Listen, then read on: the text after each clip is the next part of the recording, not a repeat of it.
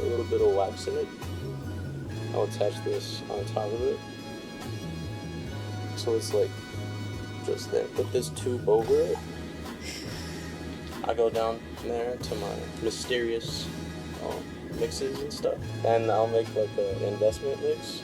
So I'll pour it into this, encase it with this. I go over there to this funky looking machine. That's a vacuum. I turn that on, put the tube in there. All the air comes out. I take this out, I let it rest for an hour. Take this little button off and it breaks the plastic down here and the ring is in there now. I'll put it in there for like 6 hours.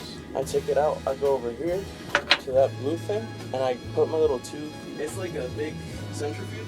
You put the tube on one end and I spin it like 4 times and I lock it with my crucifix. And on the other side is a crucible. So that's where I'll melt my metal. So this tube is like this and the crucible is up against it with the molten metal in it. So I'm melting it with my blow torch. I pull the little thing away, it spins. Turn off my blow torch real quick.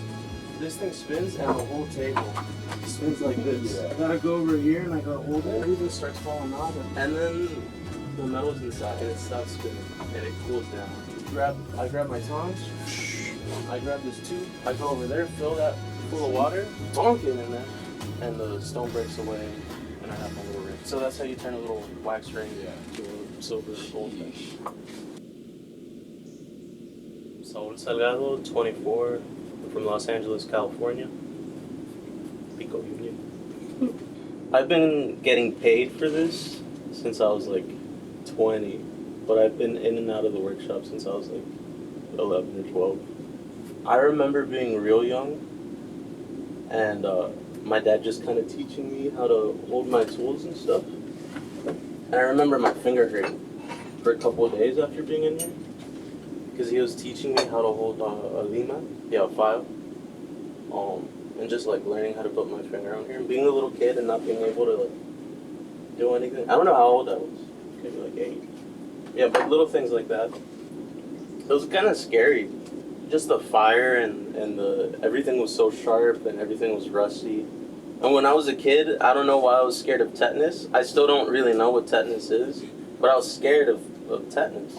You know, so I was scared to touch everything. But that was my first impression. I was just afraid of this place.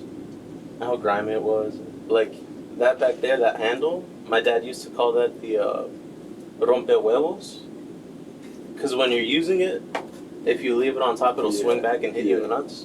It was scary. That shit will take your finger off. So that's like real fear, you know. It was scary, but I always wanted to make things.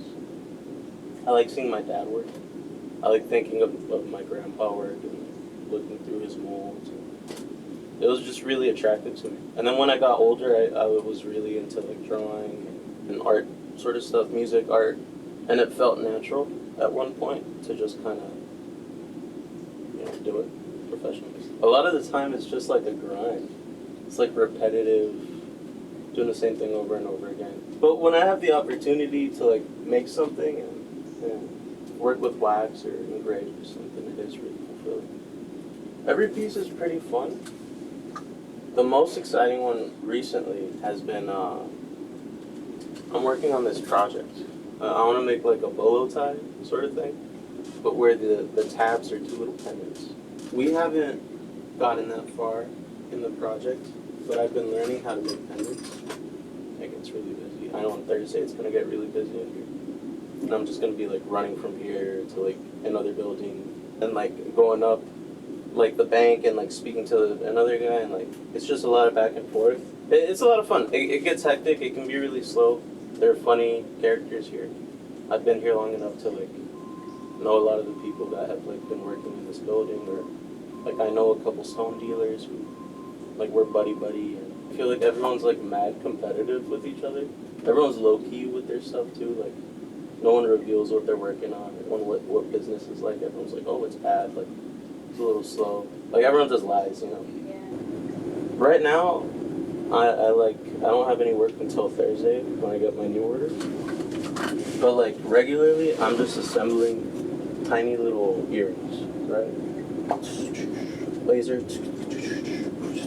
cleaning them up, making them click, and then I'm good to go. And I'm in here all day just doing that. So usually it's just me doing that, and then I'm just thinking like, fuck, I want to do this, or I want to work on my little ball, or I want to work on the little crab thing I got over there, or I want to work on those earrings. Or I get an idea and I write it down. I have like 20 ideas on my phone that like I'm not probably ever gonna work on, you know. These are all like little findings, and just little things I look at for inspiration now and again. $2 bill. This was, you go to Mexico City in the Museo de Antropología. Maybe it's another one. But you go in there and there's a little gold dude that looks just like this. And I saw that when I was like 17. And I always wanted to remake it. And then I just drew it over the years, over and over again. This isn't over the years, this is like all like the same time period. And then maybe like a year ago, I got down to doing it. I just, I carved it in wax, like out of little blocks like this. First I drew it. At one point though, you kind of throw it all out the window. And these are that. That's what I'm wearing. Little skeleton man. I think people fail to recognize it as an art form a lot of the time. And I think people underestimate the amount of work that goes into like a piece. So I wish people were just more, and maybe that has to do with like kind of like fast fashion and like you know, you can buy jewelry at like Forever 21 or whatever. I don't know. People will always want something that's made by hand. You know? There will always be like a niche for it, you know, if anything. I take pride in my ability to, like as a jeweler. Like I know I'm good, and I know I can do things that other people can't do. And I know I can do things that can't be done by machine, or like, you could 3D print something, and it'll take a couple days to like model it and like get the size right or whatever.